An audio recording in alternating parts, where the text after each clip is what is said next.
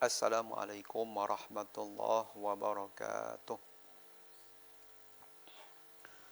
Abda'u bismillahi musta'ina radin bihi mudabbiran mu'ina walhamdulillahi kama hadana ila sabilil haqqi wajtabana ahmaduhu subhanahu wa ashkuruh wa min masawi amali astaghfiruh wa asta'inuhu ala nailir ridha wa astamiddu lutfahu fima qada wa ba'd fa inni bil yaqini ashhad syahadatal ikhlasi alla yu'bad bil haqqi ma'luhun siwar rahmani man jalla an aimin wa an nuqsani wa anna khaira khalqihi muhammada man ja'ana bil bayyinati wal huda rasuluhu ila jami'il khalqi bin nuri wal huda wa dinil haqqi salla alaihi rabbuna wa majjada wal ali was sahbi dawaman sarmada.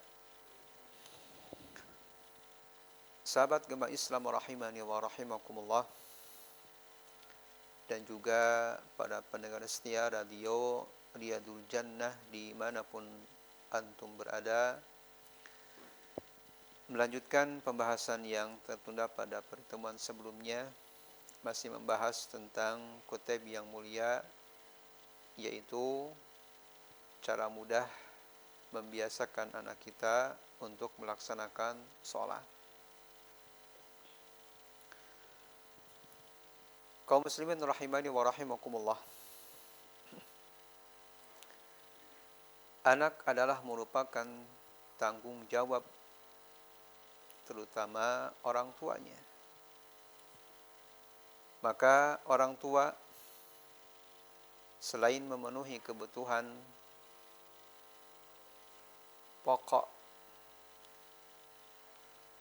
misalnya pendidikan, atau misalnya memenuhi pangan anak, makan dan minum, tetapi orang tua juga bertanggung jawab anak tersebut taat kepada Allah Subhanahu wa taala. Dan awal mula perintah yang merupakan ketaatan anak kepada Allah adalah melaksanakan sholat. Oleh karena itu, para ulama sangat perhatian bagaimana agar anak-anak kita mereka melaksanakan sholat. Dan sholat ini mesti ditanamkan kepada anak-anak sejak dini, sejak mereka udah tamiz. Tentunya sebagian orang tua pernah mencoba atau mengalami langsung bagaimana susahnya mengajak anak, menyuruh anak untuk sholat. Maka di hadapan kita ini ada cara mudah yang ini tentunya berdasarkan tajrubah atau pengalaman dari diantaranya pengarang kitab yang mulia ini. Telah kita sampaikan kurang lebih 57 poin dari cara mudah membiasakan anak melaksanakan sholat. Poin yang berikutnya yang ke-58 mengabarkan kepada anak bahwa sholat adalah pembeda antara muslim dan kafir.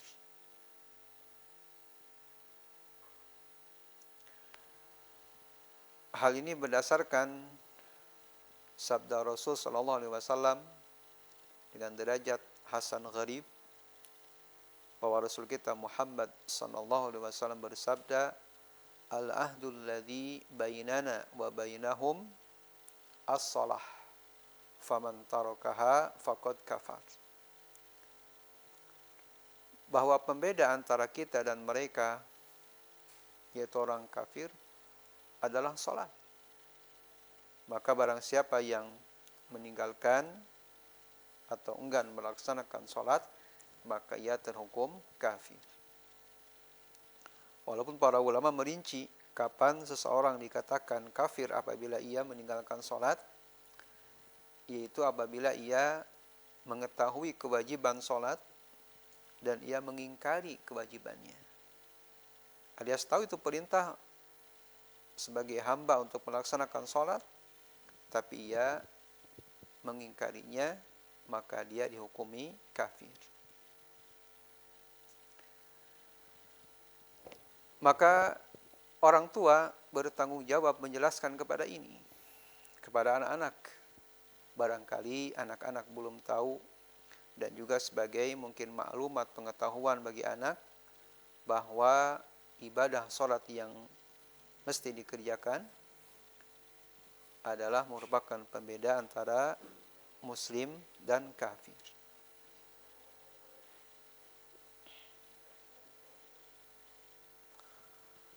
Dan mesti mengabarkan kepada anak juga kalau misalnya udah tahu hukumnya, udah tahu itu perintah Allah, enggan melaksanakannya, maka ia termasuk ke dalam golongan orang-orang yang kafir. Kaum muslimin rahimani wa rahimakumullah. Poin yang ke-59, mengucapkan terima kasih kepada anak atas pelaksanaan sholat yang telah dilakukan tanpa diingatkan. Terutama anak kalau misalnya dia tinggal di lingkungan dekat masjid, kemudian orang-orangnya atau teman-temannya baik-baik, maka ini tentunya anak akan melihat temannya, maka dengan mudah ia akan melaksanakan sholat. Nah, maka setelah anak selesai melaksanakan sholat, orang tua mesti memberikan apresiasi. Tetapi bentuk apresiasi di sini adalah dengan kita mengucapkan terima kasih nak udah sholat. Mudah-mudahan Allah Subhanahu wa taala senantiasa memberikan kepada kita hidayah dan taufiknya, sehingga anak merasa diperhatikan. Anak merasa, oh, ada orang yang memuji saya, ada orang yang memperhatikan saya, dan lain sebagainya. Maka dengan demikian, anak tersebut akan mudah melaksanakan sholat tanpa adanya unsur paksaan.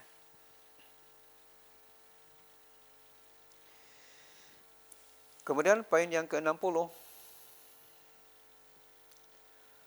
memastikan orang tua terhadap wudu anak-anaknya.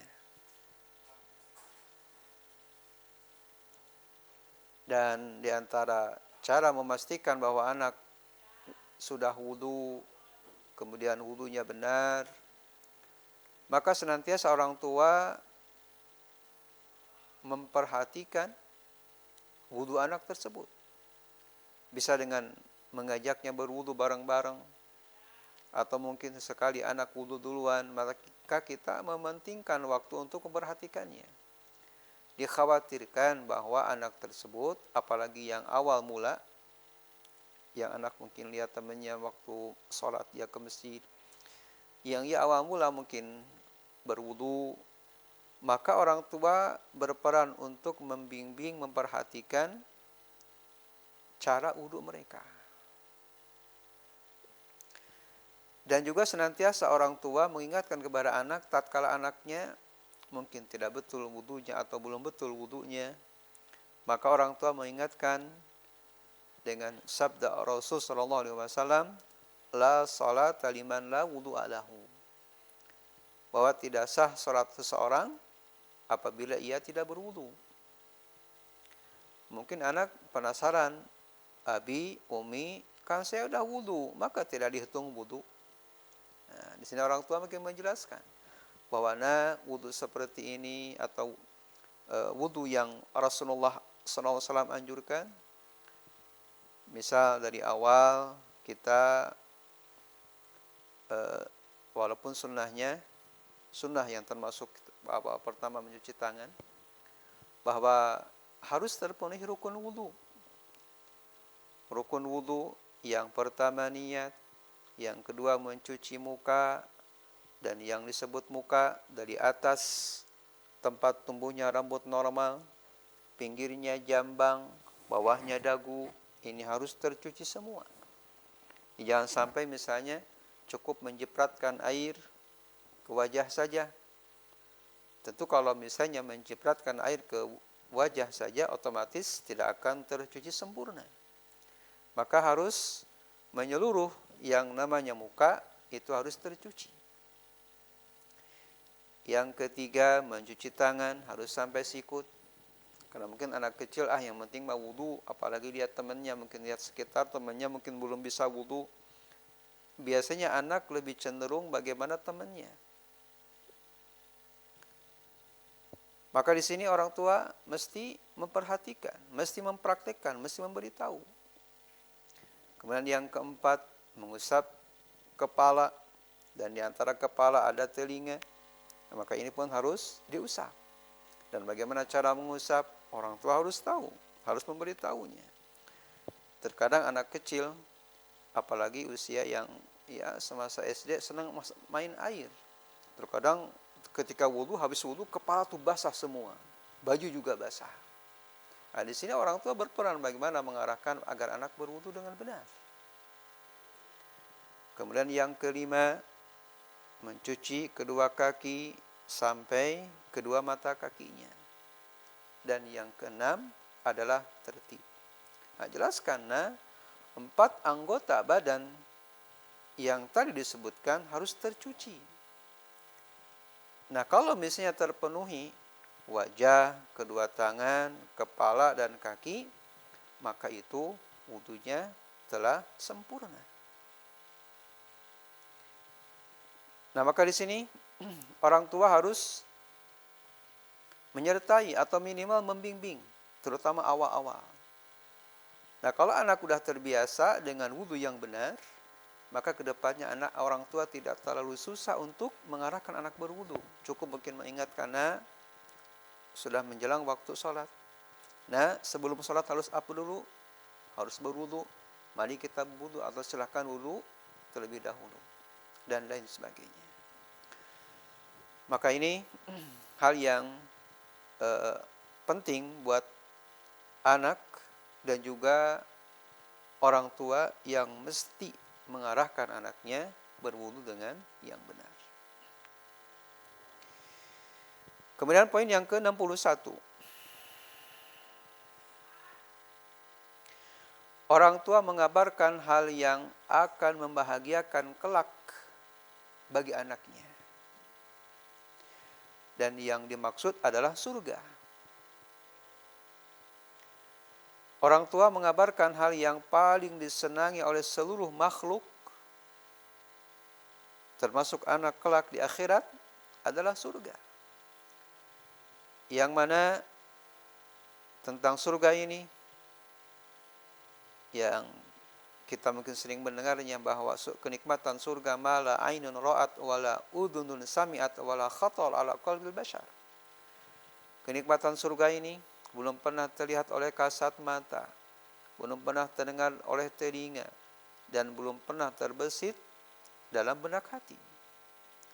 Ini disediakan bagi orang-orang yang taat kepada Allah Subhanahu wa taala, di antaranya orang yang melaksanakan salat. Dan surga adalah sebaik-baik kenikmatan yang Allah berikan bagi hamba-Nya yang taat kepada Allah Subhanahu wa taala.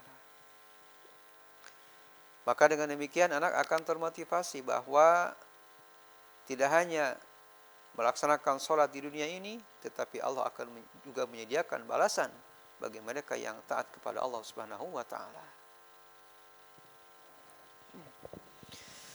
Kaum muslimin rahimani wa rahimakumullah. Kemudian poin yang ke-62. Kalau poin sebelumnya mu'alif lebih fokus kepada bagaimana cara mudah melaksanakan sholat bagi anak laki-laki, Poin yang kedua, 62 ini khusus bagi perempuan. Atau mungkin terkadang laki-laki juga sama. Tetapi pada dasarnya bahwa perempuan sholatnya di rumah dan laki-laki sholat di masjid. Bahwa ibu mesti memerintah kepada anak perempuannya untuk sholat dengan khusyuk. Atau orang tua atau ibu mengingatkan anak putrinya untuk sholat dengan khusyuk. Kenapa demikian? Karena terkadang ibu misalnya mengajak putrinya untuk jalan-jalan misalnya.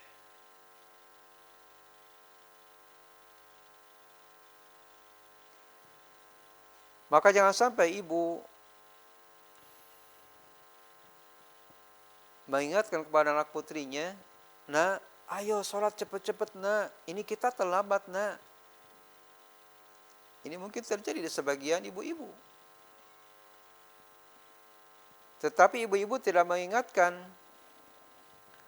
bahwa di antara sholat atau sebab mendapatkan pahala sholat tersebut adalah sholat dengan khusyuk. Jangan sampai, "Nak, ayo sholat cepat-cepat, ini kita terlambat, undangannya jam 10 misalnya." Atau misalnya jam 10 sholat apa ya? Mungkin pada zuhur ya. Pada zuhur ya, 10 mah ada ya. Misal gitu ya. Mungkin menjelang asar lah ini undangannya. "Ayo nak," misalnya, "sholat asar dengan cepat."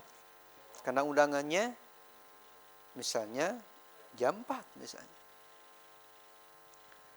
Oleh karena itu orang tua atau ibu mesti mengingatkan kepada putrinya, bukan sholatnya yang dipercepat, tapi segeralah memakai baju dan sholatlah dengan khusyuk. Ini kira-kira ungkapan ada nggak seperti ini ya? Nah, mesti ada. Ya. Seorang ibu mesti berperan seperti ini. Mengingatkan anak perempuannya, "Nak, segera ganti baju dan laksanakan sholat dengan khusyuk." Insya Allah ya. Ini ungkapan yang terindah yang mesti keluar dari mulut seorang ibu yang solehah. Sehingga akan tertanam dalam benak anak bahwa yang namanya sholat itu mesti khusyuk. Dan dalam memakai pakaian, atau misalnya mandi, karena biasanya perempuan kalau mandi itu beda dengan laki-laki. Agak lama biasanya. Maka diingatkan oleh ibu, "Nak, segera. Nak, segera." Jadi masalah dunia, segera. Maksudnya jangan lalet. Ya. Kalau mandi, "Nak, segera mandi." "Nak, kalau misalnya berpakaian, segera." Terutama di momen-momen tertentu yang memang anak ingin ikut kepada ibunya.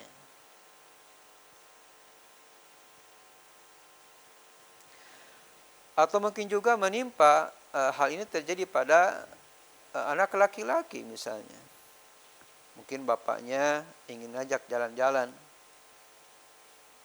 sementara mungkin waktunya bertepatan setelah sholat misalnya. Maka orang tua pun atau bapak mesti mengingatkan anak lakinya, "Nah, mari kita sholat berjamaah di masjid. Kita laksanakan dengan khusyuk, dengan fokus, agar kita mendapatkan pahala dari sholat yang kita lakukan." Sahabat gemar Islam rahimani wa rahimakumullah. Kemudian poin yang ke-63.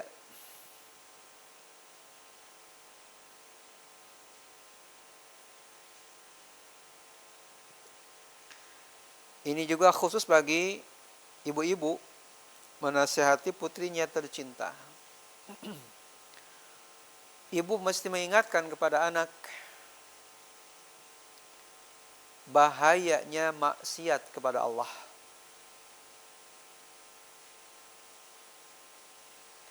Dan bentuk maksiat seorang anak kepada Allah atau ya anak yang telah balik tentunya, maksiat kepada Allah kalau tidak melaksanakan sholat. Ibu mesti mengingatkan kepada anak bahwa anak tidak melaksanakan sholat termasuk maksiat, dan maksiat itu adalah merupakan kegelapan.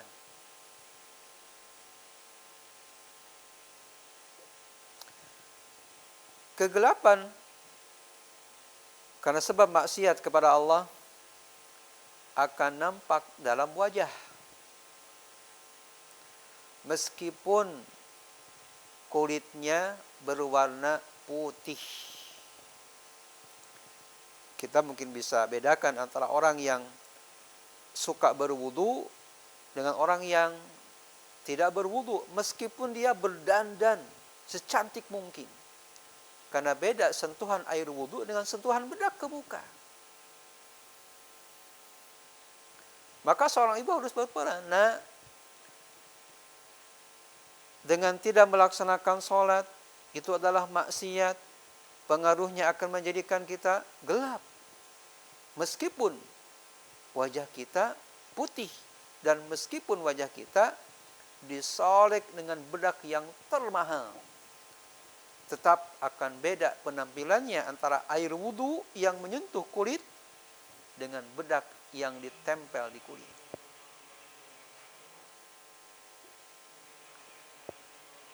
Dan ibu mesti menjelaskan bahwasannya cahaya ketaatan akan nampak dalam wajah meskipun kulitnya hitam pekat. Agar anak tidak bersandar bahwasannya kecantikan yang harus ia rawat adalah mesti dengan menempel bedak yang termahal. Dengan mandi yang sering misalnya. Tapi dia jarang melaksanakan taat. Tidak.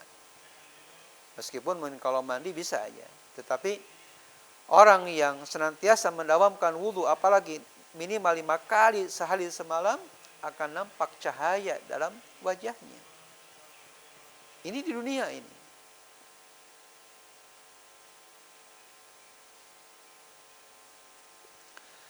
Dan kabarkan pula kepada anak bahwa pengaruh dari cahaya karena kita ketaatan kepada Allah, di antaranya berwudu sebelum sholat, tidak akan disembunyikan, tidak akan bisa disembunyikan. Pun sama, orang yang tidak pernah berwudu karena tidak pernah sholat, tidak akan bisa disembunyikan dengan macam apapun, meskipun bedak termahal yang ditempel dalam wajahnya.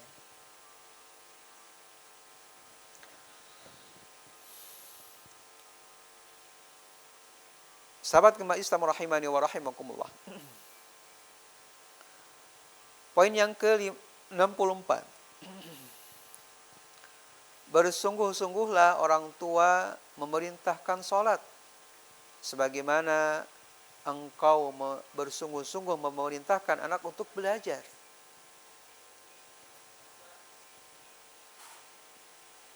Kita banyak termotivasi agar anak maju. Itu tidak mengapa, tidak tercela. Alias anak kita bisa punya ranking kelas, anak kita berprestasi di sekolah, itu baik. Tetapi jangan sampai ia lalai untuk melaksanakan sholat.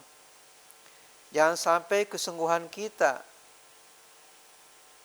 memerintah anak untuk sholat kalah dengan kita memerintahkan anak untuk berprestasi dunia. Di antaranya kita tidak pelit untuk menyediakan apapun kebutuhan belajar, yang penting anak berprestasi. Sementara anak buat sholat apa adanya, baju mungkin apa adanya, perangkat sholat kita tidak perhatian. Nak, yang penting engkau berprestasi. Nak, yang penting engkau perhatian kepada belajar. Tetapi ia tidak perhatian kepada sholat. Maka ini tentunya hal yang mesti dihindari oleh seorang muslim. Mesti dijauhi oleh keluarga muslim. Bahwa kita mesti bersungguh-sungguh memerintah anak untuk sholat, melebihi kita memerintah anak untuk bersungguh-sungguh belajar tentang dunia.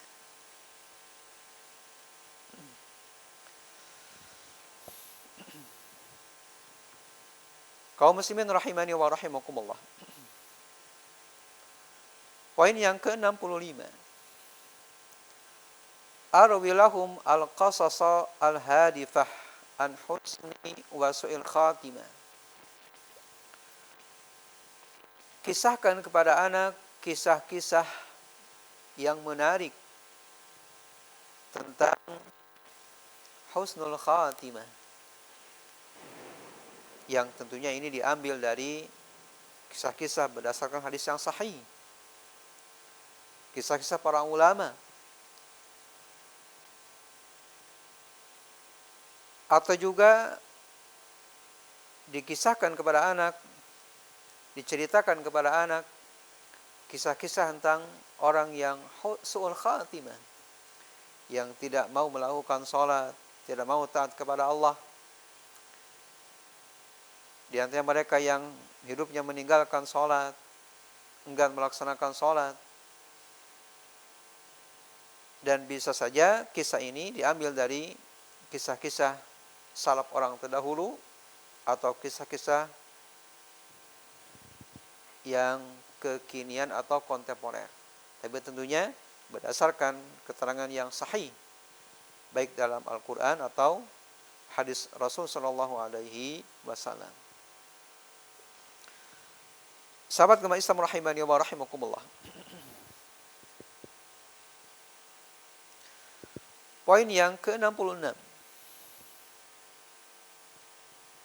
Orang tua tidak bosan mengingatkan ayat-ayat yang berkaitan dengan perintah sholat. Di antaranya kurang lebih ada 8 ayat yang mu'alif sebutkan di sini yang memerintahkan kepada sholat. Di antaranya dalam surat Al-Baqarah ayat 43. Allah berfirman, A'udzu billahi minasyaitonir rajim wa aqimus shalah wa atuz zakah warka'u ma'ar raki'in. Dan dirikanlah salat dan keluarkanlah zakat dan beruku' bersama orang-orang yang senantiasa beruku'. Kemudian dalam ayat 238 Allah berfirman, Hafidhu 'alas salawati was salatil wusta wa qumu lillahi qanitin.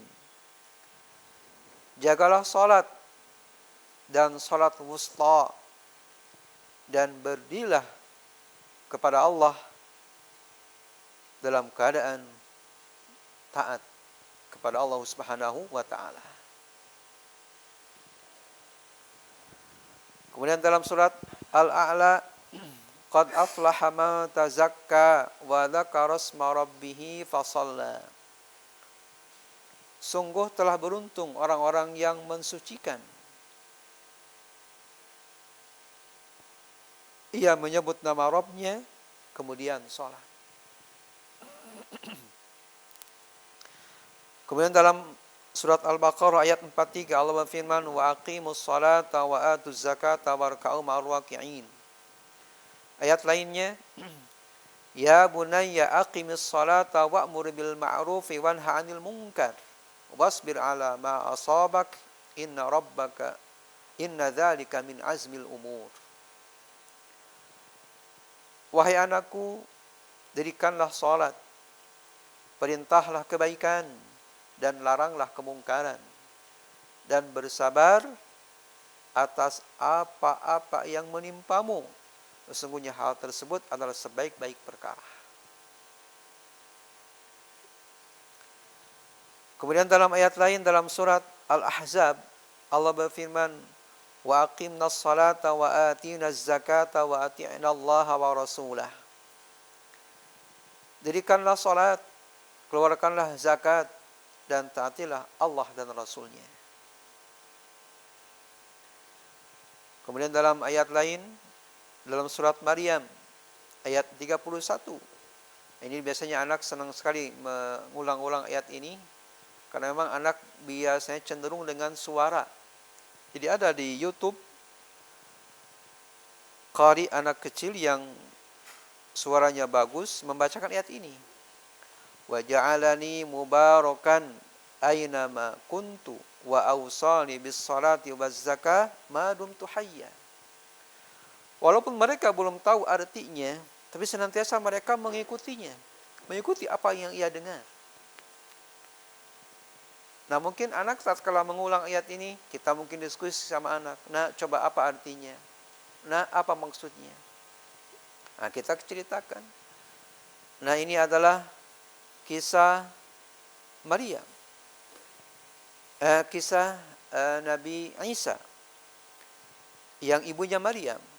Ia berkata, wa ja'alani mubarakan, dan ia telah menjadikanku, yaitu Allah Subhanahu wa taala telah menjadikanku mubarakan, orang yang taat kapanpun dan dimanapun, dan juga ia telah mewasiatkan kepadaku untuk melaksanakan sholat dan juga mengeluarkan zakat selama aku masih hidup. Dan terakhir diantaranya dalam surat Al-Ma'un, Allah berfirman, fawailul lil musallin alladzina hum an salatihim sahun. Kecelakaanlah bagi orang-orang yang salat, yaitu mereka yang lalai dari melaksanakan salatnya. Sahabat gemar Islam rahimani wa rahimakumullah, tiada lain mengulangan ayat ini agar anak mengetahui bahwa salat pertama diperintah oleh Allah. Buktinya Allah mengulang-ulang dalam beberapa ayat. Dan juga ini adalah perintah Rasul sallallahu alaihi wasallam. Nah, mungkin bagi kita orang-orang yang mungkin belum memahami bahasa Arab, maka kita mengingatkan dengan bahasa atau terjemah Al-Qur'an dengan bahasa Indonesia yang mudah dicerna oleh anak, sehingga anak terngiang-ngiang dalam benak hatinya tentang perintah melaksanakan sholat.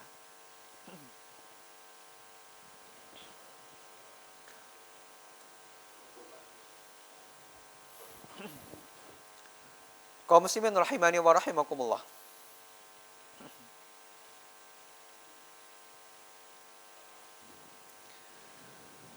Poin yang ke-67,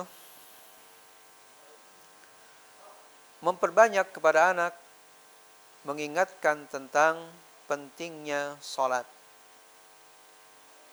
dan juga memperbanyak kepada anak mengingatkan hari akhir, yang kelak di hari akhir ada surga dan neraka, dan juga di hari akhir adanya balasan bagi orang yang bertaat kepada Allah maka surga, dan naudzubillah bagi mereka yang ingkar kepada perintah Allah tempatnya adalah neraka.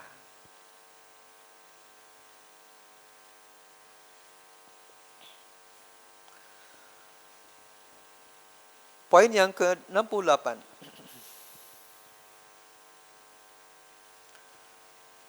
mendoakan kebaikan bagi anak.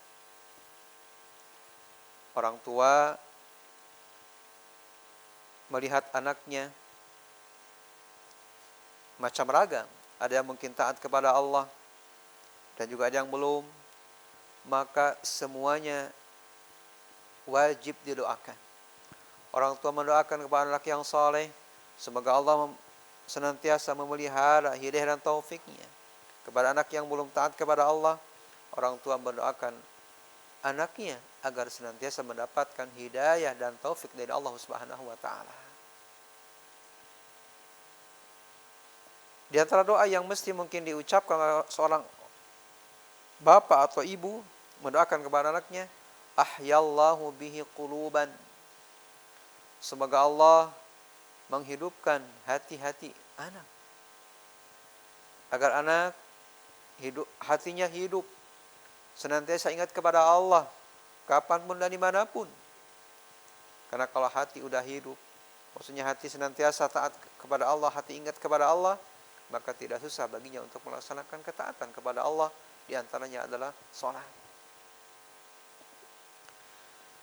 Maka di sini orang tua, fad'u li waladik, berdoalah kebaikan bagi anak, apapun kondisi anak.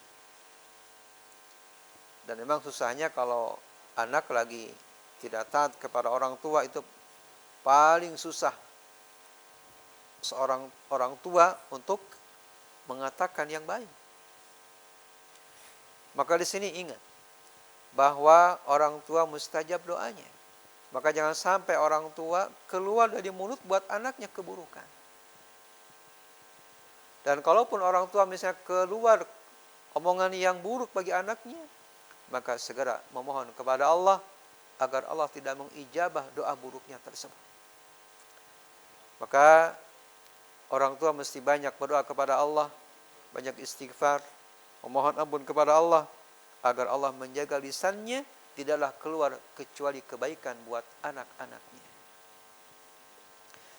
Doa yang baik yang mesti diucapkan oleh orang tua, terutama dalam keadaan anak-anak tidak di hadapan kita, yaitu kita mendoakan kapanpun dan dimanapun, baik di hadapan anak-anak, lebih-lebih anak tidak ada di hadapan kita. Misalnya anak-anak sedang tertidur di sepertiga malam terakhir, atau misalnya anak-anak sedang jauh dari kita, maka senantiasa orang tua tidak bosan bahwasanya mendoakan kebaikan bagi anak-anaknya.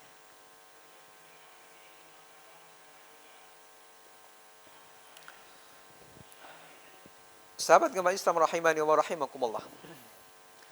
Poin yang ke-69,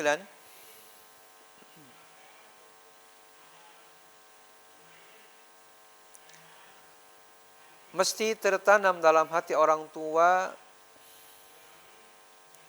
cinta hakiki terhadap anaknya.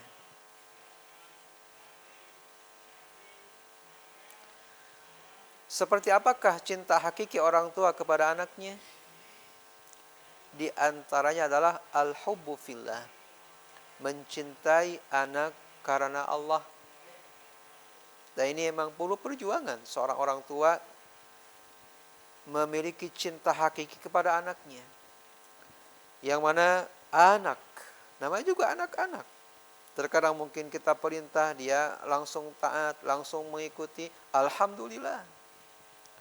Tetapi terkadang anak perlu diskusi, perlu dialog, atau mungkin perlu kita mengangkat suara. Dan ini akan menunjukkan mana orang tua yang cintanya kepada Allah atau ia memiliki cinta yang hakiki. Kalau toh dia memiliki cinta yang hakiki, apapun respon anak tatkala kita menyuruhnya, enggak masalah. Kalau anak misalnya responnya baik, alhamdulillah. Kalaupun sebaliknya, maka orang tua mesti bertanya lagi, mesti introspeksi. Jangan-jangan anak tidak taat, mungkin kitanya belum ikhlas. Anak-anak disuruh membangkang, jangan-jangan kitanya tidak memiliki cinta hakiki, tidak cinta karena Allah. Kita merasa terpaksa memerintah anak untuk salat. Maka tidak begitu. Bahwa orang tua mesti memiliki cinta yang hakiki, di antaranya adalah cinta karena Allah, terutama tatkala anak kita arahkan kepada kebaikan. Ingatlah bahwa tatkala kita mengarahkan anak kepada kebaikan, ingatlah bahwa kita menunjukkannya kepada jalan surga. Dan ingat pula orang tua, tatkala anak membangkang atau anak atau anak enggan, tatkala kita merintahnya, kita bersabar orang tua. Kita menggandeng tangan anak, kita lindungi anak dari jalan menuju neraka.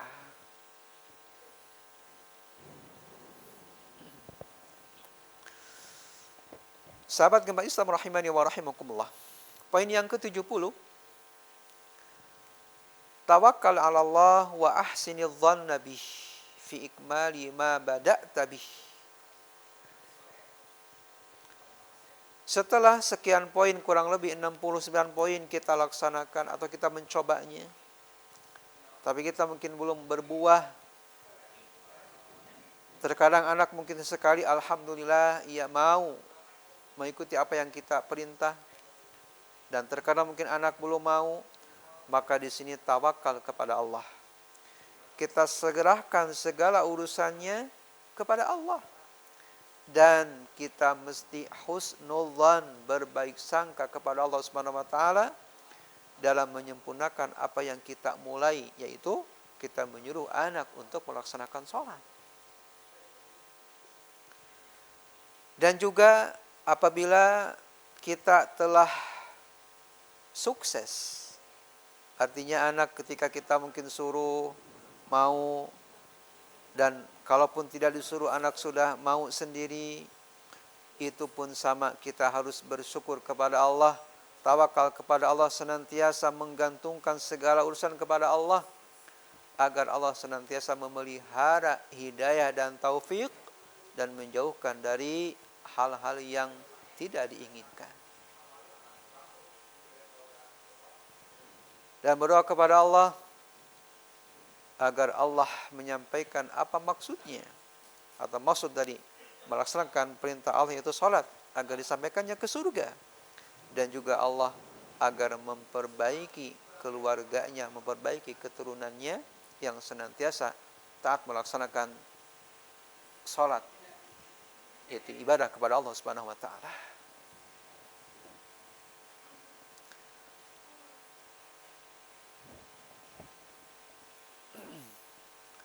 Kaum muslimin rahimani wa rahimakumullah.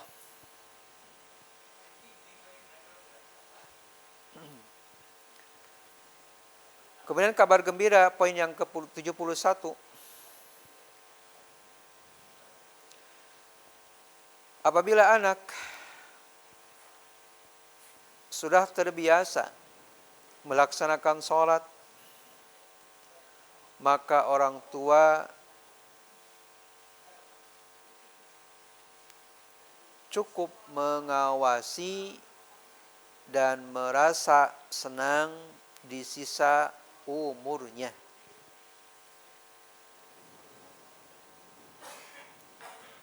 Artinya bahwa anak tatkala dia udah sadar sendiri, sudah timbul kesadaran ketaatan kepada Allah, di antaranya melaksanakan sholat tanpa perintah dari orang tuanya, maka di sini orang tua cukup mengawasi saja.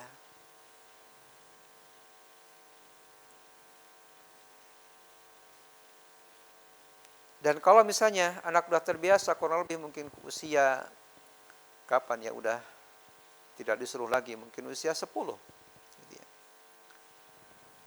Maka usia 10 tatkala anak masuk ke usia dewasa, karena biasanya tanda dewasa muncul dari usia 9 sampai 15. Yang ini juga merupakan masa puber, terutama anak-anak yang usia SMP.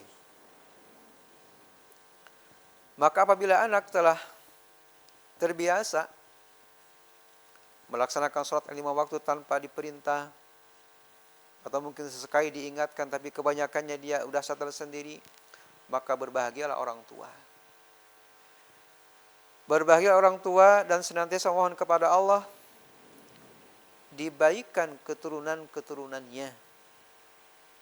Kenapa? Karena ini diantaranya usaha orang tua yang telah membiasakan mereka anak-anak melaksanakan sholat dari sejak dini. Maka ini kabar gembira bagi orang tua yang membiasakan memerintah anak sejak dini. Di usia 7 tahun, kalau bisa sebelumnya. Atau mungkin sejak kecil anak kita senantiasa dibawa ke masjid. Yang sebelum kita briefing dulu, nah kita mau ke masjid, nah kita mau sholat. Ingat, nah di masjid buat apa? Nah masjid Baitullah. Nah masjid tempat beribadah. Jangan sampai mengotori dengan selain ibadah kepada Allah Subhanahu wa taala. Maka apabila anak sudah tertanam sejak kecil, maka insya Allah tatkala dia tamiz atau usia mungkin 10 tahun, mereka akan sadar terhadap perintah sholat. Maka di sini bahagialah orang tua yang telah membiasakan anak-anak kecilnya untuk taat kepada Allah, di antaranya melaksanakan ibadah sholat.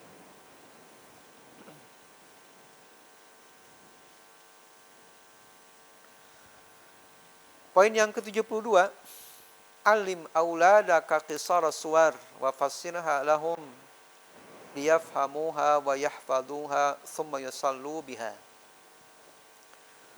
Mentalkinkan surat-surat pendek agar anak tatkala sholat, terutama mungkin kalau dia sholat berjamaah di masjid atau dia sholat sunnah mungkin, agar anak terbiasa sholat. Kalau sholat yang jahar mungkin anak mendengarkan, sholat yang tidak jahar yang sir, misalnya sholat duhur, asar, maka sebagian anak mungkin diam. Kenapa? Saya sudah selesai surat Al-Fatihah, apa yang harus saya baca misalnya. Maka di sini ajarkan kepada anak, talkinkan kepada anak surat-surat pendek. Dari Anas atau Trikul, Anas, Al-Falaq, Al-Ikhlas, kemudian Al-Lahab, An-Nasr, Al-Kafirun, atau ya sampai dari Wadduha sampai ke Anas. Itu surat-surat pendek. Ya. Kenapa? Agar anak terbiasa tatkala mereka sholat, misalnya sholat tadi sholat duhur dan asar karena tidak jahar, setelah dia selesai baca surat Al-Fatihah, mereka membaca surat yang pendek. Yang kita harapkan anak semangat untuk melaksanakan sholat. Kenapa? Karena sudah punya hafalan. Lebih-lebih anak tatkala mereka sudah terbiasa yang 5 waktu, kita kasih tahu. Di antaranya ada sholat rawatib atau sholat sunnah rawatib, yaitu sholat sunnah yang pelaksanaannya mengikuti sholat fardu. Mungkin anak bertanya, abi atau ayah atau ibu atau umi, apa bacaannya? Nah, ajarkan. Nah, setelah selesai surat Al-Fatihah dalam posisi berdiri tentunya, baca surat yang pendek.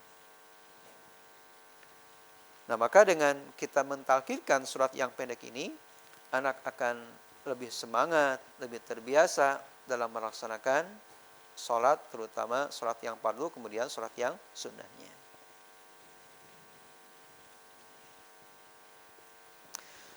Poin yang ke-73. Orang tua membelikan perlengkapan sholat. Kalau buat laki-laki, bajunya yang menutup aurat tentunya. Berikan jubah yang ya sedikit agak ya bagus. Biar apa? Biar anak senang memakainya. Jangan yang di bawah standar. Mungkin anaknya nggak senang, walaupun mungkin kalau anak belum tahu, yang penting baju gitu ya. Tetapi di sini orang tua memakai baju yang ya tentunya sekemampuan, yang layak pakai dan anak senang untuk memakainya. Biar apa? Biar anak termotivasi melaksanakan sholat. Alhamdulillah orang tua saya membelikan saya baju ini buat sholat, agar saya sholat. Kemudian mungkin kepalanya dengan memberikannya peci, walaupun bukan termasuk rukun dalam sholat memakai peci. Atau memakaikan ya penutup kepala yang ya peci yang dari kain. Ya. Kemudian untuk anak, misalnya orang tua memberikan perangkap sholat untuk anak perempuan. Misalnya pakaiannya yang besar, atau diberikan pakaian terpisah buat sholat atau namanya mukena. Kemudian sajadahnya. Pokoknya lengkap perangkat sholat untuk memotivasi anak. Jangan sampai anak baju main dipakai sholat, sementara anak belum belum bisa membedakan antara najis dan tidak. Atau mungkin sebagian udah tahu ini najis, ini bukan, tetapi dikhawatirkan. Ya.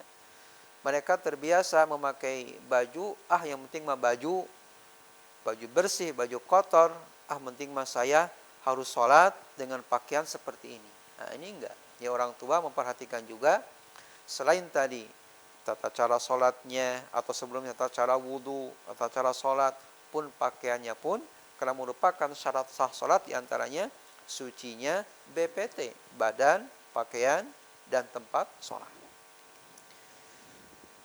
Kaum muslimin rahimani wa rahimullah, terakhir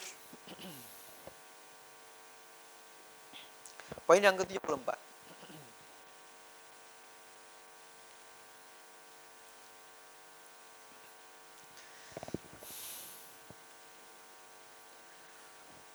Orang tua mesti membayangkan anak-anaknya, andai kata naudzubillah masuk neraka. Sementara anak yang lain, anak tetangga masuk surga.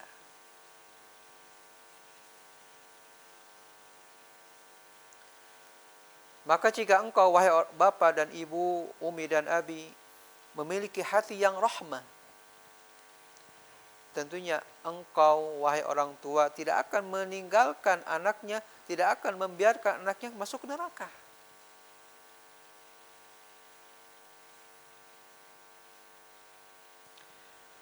Di sini mu'allif memberikan masukan kepada kita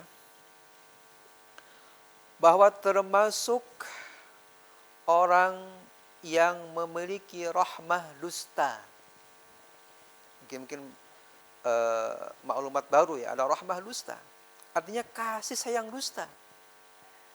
Pertanyaan, ada enggak orang tua yang memiliki rahmah dusta? Di sini mu'allif menyebutkan ada di antara orang tua yang memiliki rahmah dusta, rahmah bohong, kasih sayang bohong. Seperti apakah orang tua yang memiliki kasih sayang bohong? Di sini disebutkan orang tua disebut ia memiliki rahmah dusta, rahmah bohong. Ia menyayangi anak dari dingin, dari panas, dari tidak nyenyaknya tidur. Sementara ia membiarkan anak tidak sholat. Ada nggak seperti ini? Ada. Anak harus sholat subuh, anaknya tidak dibangunin. Kenapa alasannya? Kasihan dingin, nanti mau sekolah, nanti ngantuk di sekolah. Jangan dibangunkan subuh. Nah, orang tua yang membiarkan anaknya tidak sholat subuh dengan alasan anaknya kasihan, masih dingin, masih pagi, nanti ngantuk di sekolah. Seperti ini orang tua memiliki kasih sayang bohong kepada anaknya. Kenapa? Seolah-olah ia orang tua membiarkan anaknya masuk neraka. Karena sebab tidak melaksanakan sholat subuh diantaranya.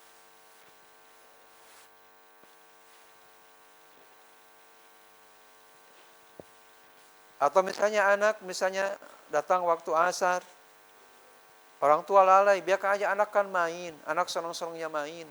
Sementara udah waktu sholat. Anak pun udah balik misalnya. Maka apabila orang tua membiarkan anak main dengan alasan kasihan mereka, masa kanak-kanaknya harus dihabiskan sama main, berarti orang tua ini memiliki kasih sayang dusta, kasih sayang semu, kasih sayang bohong. Kaum muslimin rahimani wa rahimakumullah, maka jika Anda mencintai anak, perhatikanlah waktu sholat agar anak tepat waktunya dalam melaksanakan sholat. Mudah-mudahan apa yang disampaikan bermanfaat khusus bagi diri kami, umum bagi semuanya. Barakallahu fiikum.